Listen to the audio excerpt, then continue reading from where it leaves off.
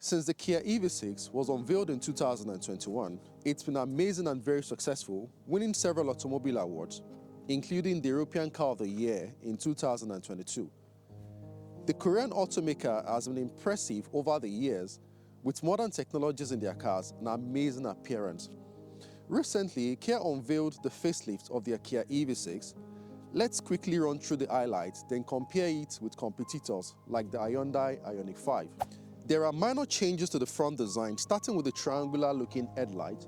This is the air trim, but if you're going for the GT line or the GT line S trim, then you have an option of an LED light that joins the triangular-looking headlight. The bonnet has been unchanged, but there are minor tweaks to the bumper. The pattern for the lower grille has equally been changed. But to be honest, there are no much drastic changes to the front design. Not very much has changed from the side, aside from the newly redesigned wheel. If you're going for the air trim and the GT line trim, you have an option of a 19 inches alloy wheel. But if you're going for the GT line S trim, then you have an option of a 20 inches alloy wheel. You have your flush door handles for aerodynamic performance. You have your black side seals that projects to meet the tail light. You also have your slopey roofline, and then you have a waistline that is slightly offset. The whole idea is to give you that sporty appearance. You have your privacy glass for the GT line and the GT line S.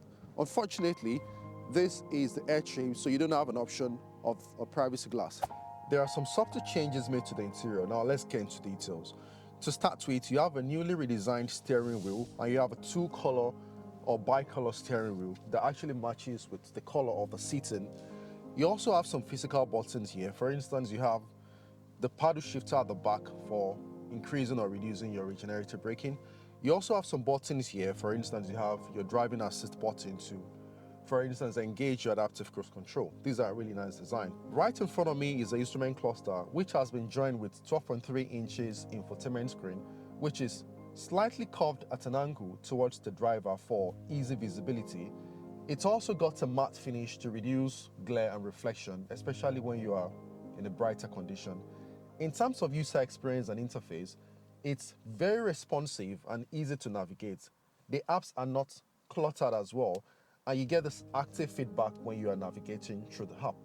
It supports Android and Apple CarPlay, which is really nice. Down below, you have some physical buttons to control your climate control, which are really nice.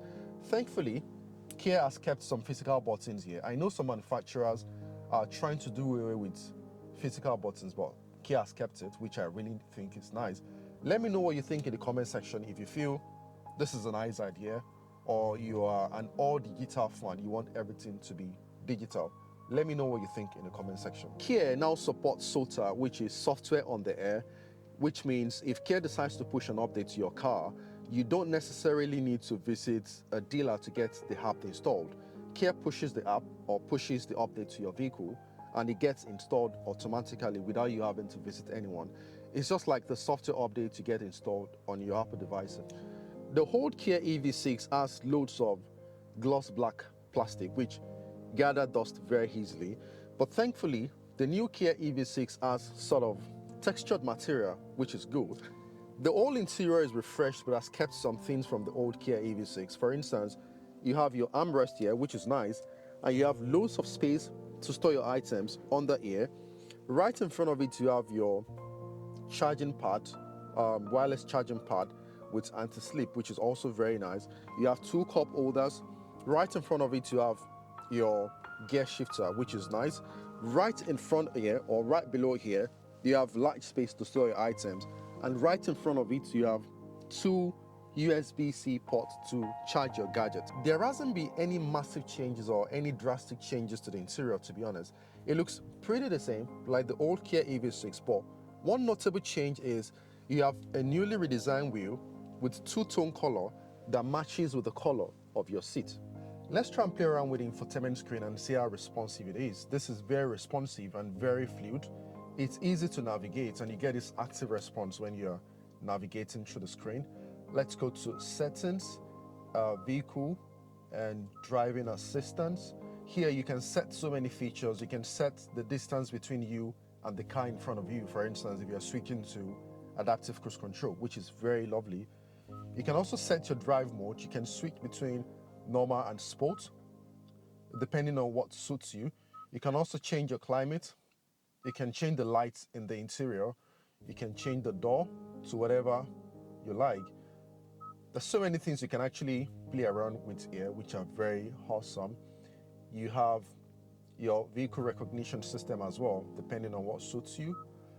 The apps are very easy to navigate. You can change your user profile, which is also very good. The space at the rear of the new Kia EV6 is pretty the same like what you have in the old Kia EV6, which is not an issue, to be honest. Your legroom is very, very comfortable. You have your headroom, which is pretty decent. At the back, you have an heated seat at the back. Unfortunately, there is no heated seat at the middle, which is not really a good design. You have your Meridian speakers at the back. You have 2 USB-C ports to charge your gadget. Then you have a flat floor. Again, remember, this is an all-electric vehicle. The bulge that you have in internal combustion engine has been taken out, and now you have a flat floor that now contains your battery pack, which is really, really good. In terms of comfortability, you have your armrest here, which is very comfortable. You have 2 cup holders.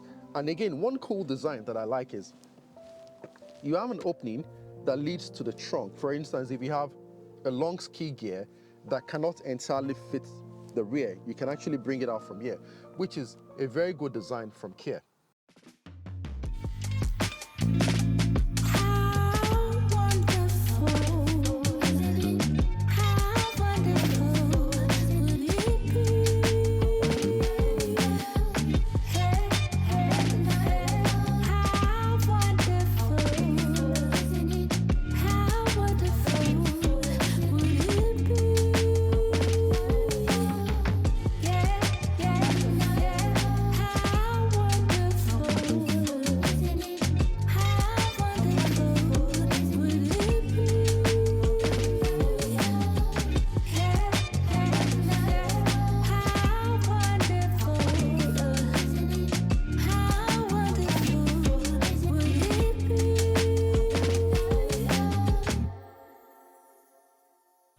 So how does a Kia EV6 drives?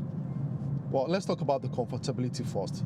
The dampers are not too stiff, although when you are in a sport mode, they become a bit stiff, so you are able to handle some corners and some bends.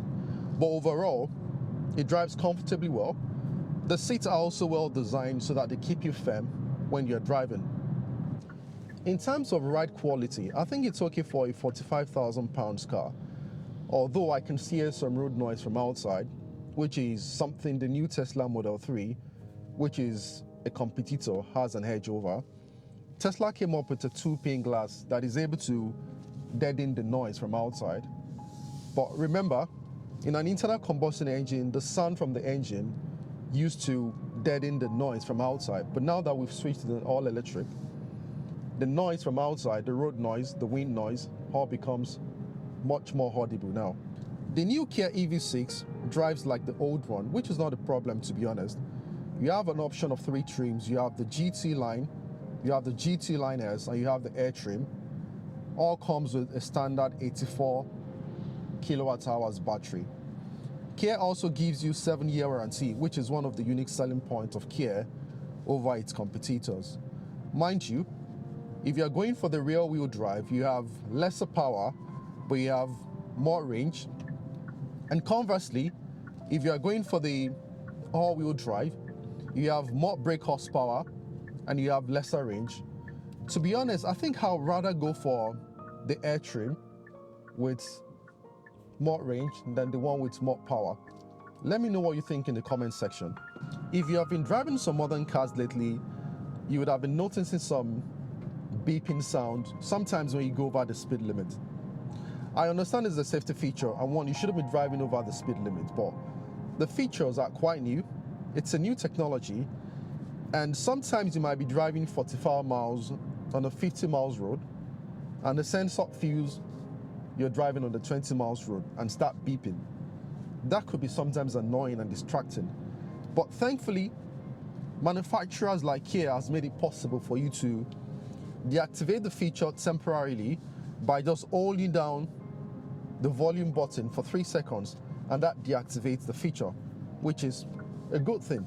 The 77.4 kWh battery in the old Kia EV6 has been replaced with an 84 kWh battery. Although bigger in terms of size, it's lighter in weight, which is beneficial for range. For the rear-wheel drive, the range has gone up from 328 miles to 361 miles. And if you go for the all-wheel drive option, the range has equally gone up from 300 miles to 324 miles. The pricing for the new Kia EV6 is a little more expensive than competitors' pricing, and the catch is, while you have a choice of smaller batteries and competitors like the Ioniq 5, which gives you a lesser range, the Kia EV6 comes standard with 84 kWh battery, which gives you more range than some of the competitors. So overall, while there are no drastic design changes to the new Kia EV6 aside from the battery upgrade, which is amazing, interestingly, both the old Kia EV6 and the new one are amazing with modern tech and comfort. Let me know what you think about the new Kia EV6 in the comment section. Again, don't forget to like and subscribe. Thanks for watching.